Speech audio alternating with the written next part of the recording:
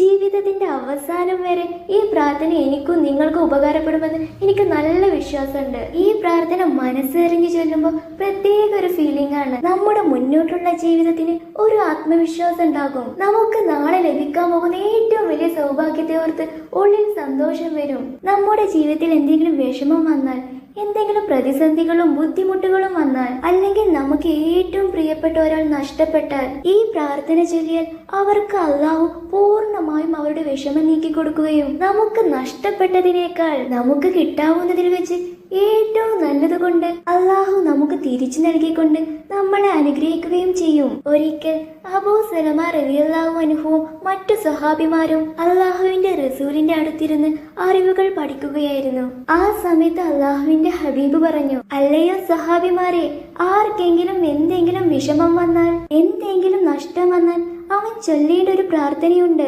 ആ പ്രാർത്ഥന അവൻ ചൊല്ലിക്കഴിഞ്ഞാൽ ആ വിഷമം അള്ളാഹു തീർത്തു കൊടുക്കുകയും നഷ്ടപ്പെട്ടതിനേക്കാൾ നല്ലത് അള്ളാഹു തിരിച്ചു കൊടുക്കുകയും ചെയ്യും. അബൂ സലമ റളിയല്ലാഹു അൻഹു തന്റെ വീട്ടിലേക്ക് പോയി തന്റെ പ്രിയ പത്നി ഉമ്മു സലമ ബീവി റളിയല്ലാഹു അൻഹയെ വിളിച്ചിട്ട് പറഞ്ഞു, അല്ലയോ ഉമ്മു സലമ, ഇന്ന് റസൂലുള്ളാഹ് ഒരു പ്രാർത്ഥന പഠിപ്പിച്ചു തന്നിട്ടുണ്ട്. എന്തെങ്കിലും വിഷമങ്ങളും നഷ്ടങ്ങളും സംഭവിച്ചതിന് ശേഷം ഒരാൾ ഈ പ്രാർത്ഥന പതിവാക്കി കഴിഞ്ഞാൽ അവന്റെ വിഷമത്തെ അള്ളാഹു നീക്കി കൊടുക്കുമത്രേ. അവന് നഷ്ടപ്പെട്ടതിനേക്കാൾ നല്ലത് അള്ളാഹു തിരിച്ചു കൊടുക്കുമത്രേ.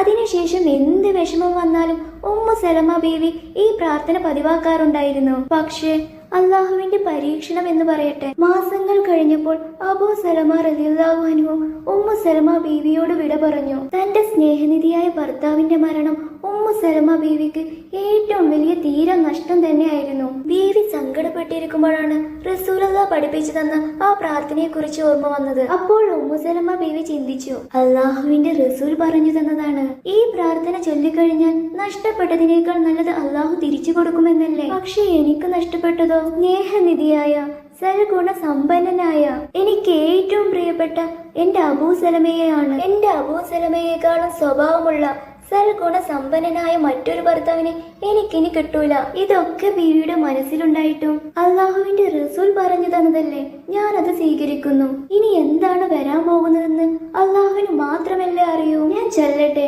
എന്ന് പറഞ്ഞ് ഉമ്മു സലമ ബീവി റളിയല്ലാഹു അൻഹ ഇങ്ങനെ ചൊല്ലി, ഇന്നാ ലില്ലാഹി വ ഇന്നാ ഇലൈഹി റാജിഊൻ. അല്ലാഹുമ്മ ഉജുർനി ഫീ മുസീബതി വ അഖ്ലിഫ് ലി ഖൈറൻ മിൻഹ. തീർച്ചയായും ഞങ്ങൾ അള്ളാഹുവിന് വേണ്ടിയുള്ളവരാകുന്നു. തീർച്ചയായും ഞങ്ങൾ അവനിലേക്ക് മടങ്ങുന്നവരാകുന്നു. അള്ളാഹുവേ, എന്റെ പ്രയാസത്തിൽ നീ എനിക്ക് കൂലി തരണമേ. ഇതിന് പകരമായി ഉത്തമമായതിനെ നീ എനിക്ക് നൽകണമേ. അങ്ങനെ ഇരിക്കെയാണ് അള്ളാഹുവിന്റെ റസൂലിന് വഹി വരുന്നത്, ഉമ്മു സലമ റളിയല്ലാഹു അൻഹയെ വിവാഹം ചെയ്തേക്കണം. ഈ പ്രാർത്ഥനയ്ക്ക് എത്രത്തോളം പവർ ഉണ്ടെന്ന് എല്ലാവർക്കും മനസ്സിലായില്ലേ.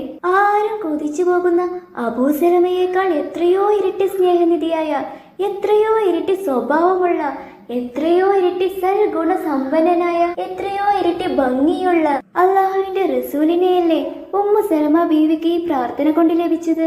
ഇതിനേക്കാൾ എന്ത് വലിയ സന്തോഷമാണ് ബീവിക്ക് ജീവിതത്തിൽ കിട്ടാനുള്ളത്. തന്നെയും തന്റെ കുഞ്ഞുങ്ങളെയും തനിച്ചാക്കി ഭർത്താവ് മരണപ്പെട്ടു പോയ വിഷമത്തിലും അബൂ സലമയേക്കാൾ മറ്റൊരു നല്ല ഭർത്താവിനെ ഇനി കിട്ടില്ലെന്നറിഞ്ഞിട്ടും ഉമ്മു സലമ ബീവി റളിയല്ലാഹു അൻഹ അള്ളാഹുവിന്റെ റസൂലിന്റെ പ്രാർത്ഥനയെ മുറുകെ പിടിക്കുകയും അള്ളാഹുവിൽ പൂർണ്ണ വിശ്വാസം അർപ്പിക്കുകയും ചെയ്തതുകൊണ്ട് ഉമ്മുൽ മുഅ്മിനീൻ, മുഅ്മിനീങ്ങളുടെ മാതാവ് എന്നൊരു മഹത്വം ബീവിക്ക് ലഭിച്ചു. നമ്മുടെ ജീവിതത്തിൽ എന്ത് വലിയ വിഷമം വരുമ്പോഴും, എന്ത് പ്രിയപ്പെട്ടത് നഷ്ടപ്പെടുമ്പോഴും ഈ പ്രാർത്ഥന ആരും മറക്കല്ലേ. വിഷമത്തിലൂടെയും നഷ്ടത്തിലൂടെയും അല്ലാതെ നമുക്കൊന്നും നേടാനാകില്ല. ഒരു പ്രാർത്ഥനയും ആരും വില കുറച്ച് കാണരുത്. ആ പ്രാർത്ഥനക്ക് ഉത്തരം ലഭിക്കില്ലെന്ന് ഉറപ്പ് വരുത്തുകയും ചെയ്യരുത്. അള്ളാഹുവിന്റെ ശക്തിയിൽ പൂർണ്ണ വിശ്വാസം അർപ്പിക്കുക. ഇൻഷാ അല്ലാഹ് പുതിയൊരു വീഡിയോ ആയിട്ട് നാളെ കാണാട്ടോ. അസ്സലാമു അലൈക്കും.